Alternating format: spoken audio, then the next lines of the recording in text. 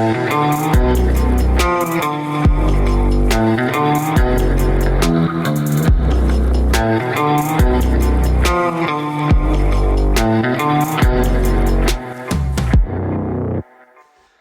again, welcome back to another Jigs Reviews.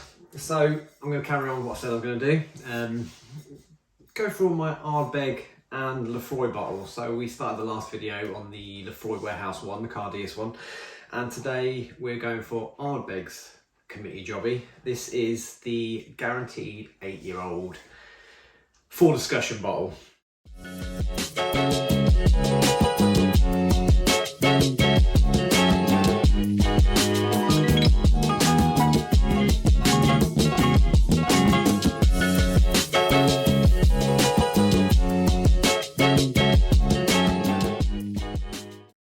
So as you can see, I've not opened this yet.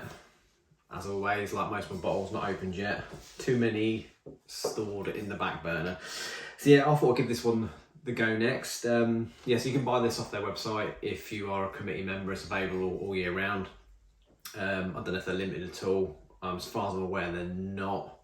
Once they're gone, maybe? Who knows, whatever. So yes, so this one, they say is for discussion to do online, and I think it says on there, post us your videos or discussions and let us know what you think. So obviously it must be weird or something, or it might just be pretty bog standard Ardbeg, to be fair. If you saw my last Laphroaig video, I did bring out the Ardbeg, not the Ardbeg, bring out the Laphroaig 10, just do like an A/B comparison. Unfortunately, I can't do this with this because for some strange reason I haven't got any Ardbeg 10. Sort of whiskey drinker am I, to be fair. But yeah, so I won't be doing that today. I will just be doing this on its own.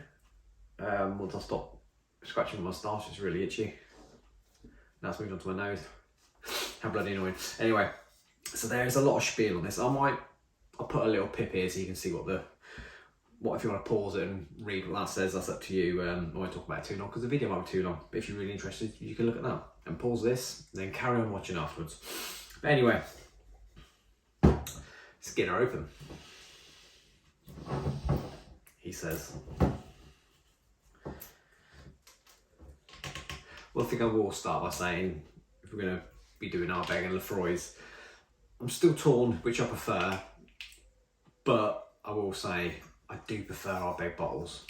I know Laphroaig got their standard, it's quite classy, but I do prefer the Ardbeg bottles, if I'm being honest. Not a bad pop. Not a bad pop. Right then.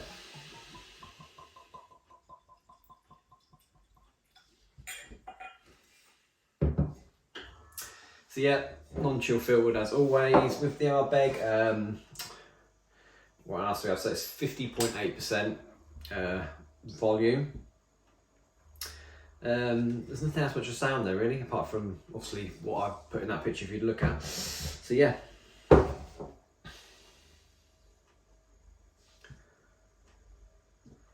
It's quite a golden colour. Standard of Ardbeg as well. It's pretty thick, it's got some good viscosity. The legs are coming down real slowly. It's getting them, I like to call it like the fairy lights effect, where you got loads of little dots going around and they're not quite dripping off, so they look like all the little light bulbs that we do the pretty things in your garden. Not our garden unfortunately, but it's in the beer garden maybe. But anyway, let's take it on the nose.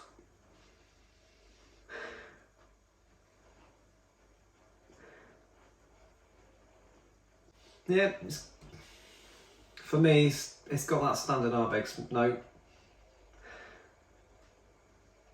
It's not overly smoky.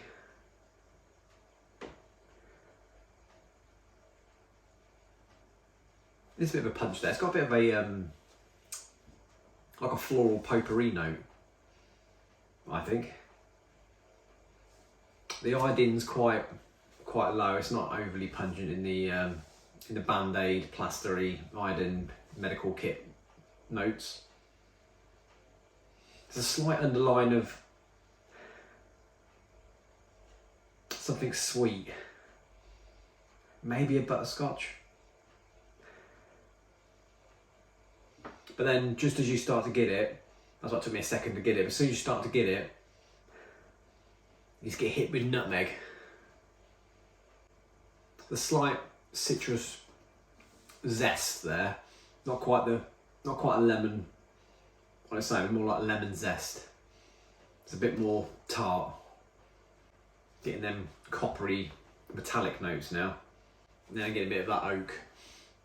Now I've noticed the oak. It smells like fresh oak. It does smell like new fresh oak, but now I've got it, it's hard to shift. There's a slight hint of fresh ginger in there as well, I think. But yeah, there's quite a lot going on. Let's see what we get in the palate.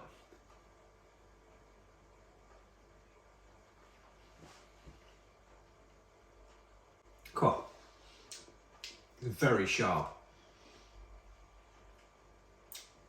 It's a lot sharper than I thought it was going to be, actually.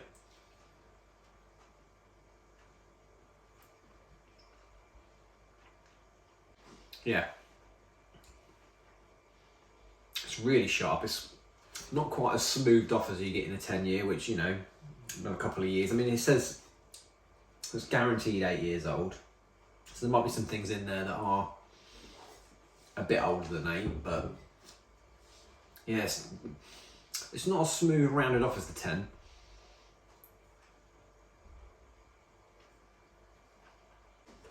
I'm getting that metallic sort of blood notes, if you know what I mean. So you obviously you might have put a bit of money in your mouth, you might not have done, depends how weird you are. But you know, if you cut your finger and you give it a bit of a suck, it's got that same sort of, you know, that coppery metallic taste, and it's got that going on. It is very spiky around the edges. It's not smooth at all by any means, I don't think. You start to get a bit of smoothness in the finish, but whilst it's in your mouth, and the finish is very metallic as well. But yeah, it does take a while to smoothen off. Getting that unripe banana. Really getting that unripe banana now. What are the bananas that they cook? Plantain, I can't know what they're called. Kind of like that. And there's a slight bitter chocolate note.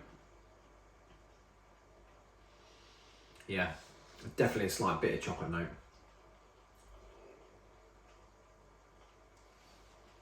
Is it like a bitter bourbon biscuit? And then there's a very slight aftertaste of if you have mango. I know sometimes mango sometimes you can have one, it'd be really juicy and fruity. And then you'll get that bit that's just a little bit on the dull sour side. And it's got that. I mean, flavour wise, it is interesting. It's got a lot of different notes, lots of different, words are hard.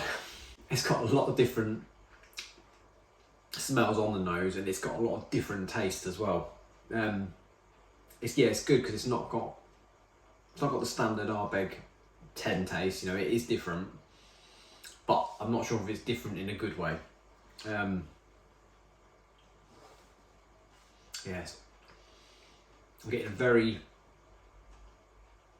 savoury vegetable taste in the finish now.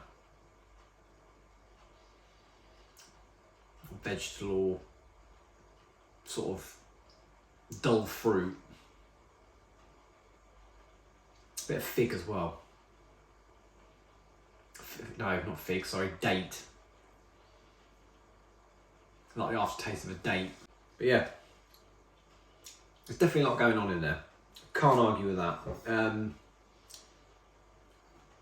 Probably why they're gone with the for discussion. But yeah,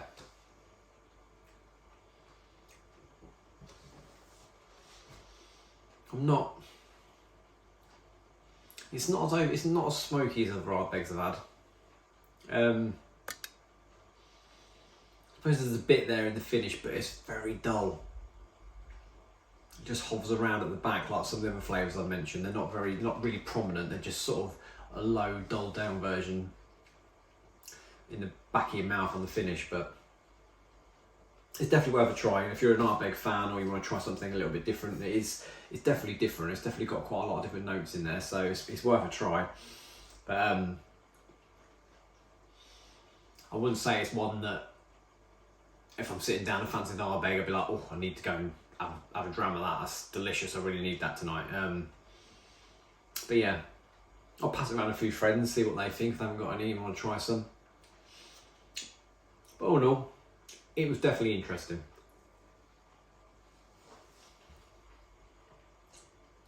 Worth a try. I will leave that there then. As always, thank you very much for watching. So obviously doing an Ardbeg, my next video coming up will be a Laphroaig. I'm going to do the Laphroaig Select next. The lowest costing dram from Laphroaig. So we'll do that one next. And I'll hopefully have you there to join in with that. Till next time, don't forget to like, subscribe, hit the bell for notifications, and as always, thank you very much for watching, and I'll see you again on the next video. Cheers.